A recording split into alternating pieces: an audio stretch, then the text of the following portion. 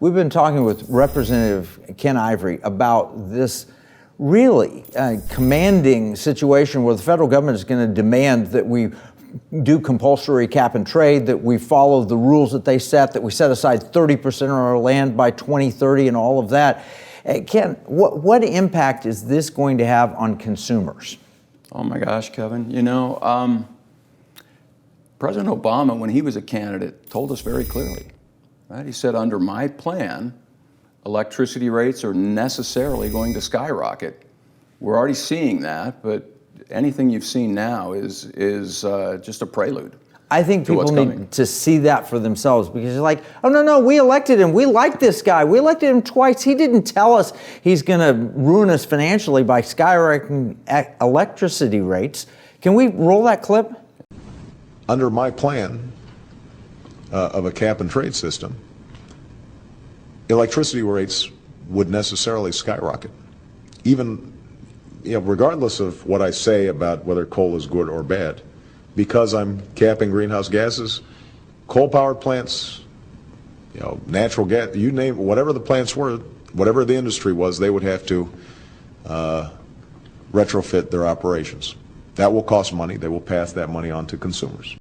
Now, Utah depends on coal, right? Yeah, we're 70% coal-fired power. We're now under an order from the EPA to shut off all coal-fired power by 2026.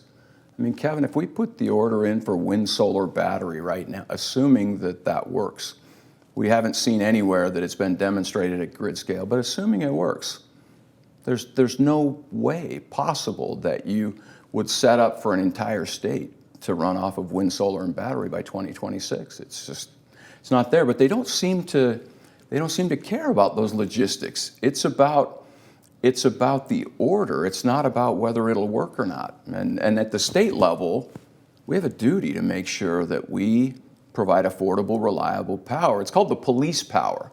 It doesn't mean actually just the police with the guns and badges. It means protecting health, safety, welfare, morals. Supreme Court has said repeatedly, the police power is possessed by the states, not the federal government. So in the bill that I passed this year, was House Bill 425, we laid out, we said, look, the police power is possessed by the states. Energy is central, fundamental to the police power. And so thank you for your suggestion, but we're not shutting off the power in the state of Utah. Money is central to that as well. I think I put that police power argument in the book Pirate Money, talking about why states can have their own currency. Yeah, no, I mean, it really is, right? So now we're in a situation where we've got our federal government ordering private companies to shut off the power. They know that this isn't going to work. They know they can't transition.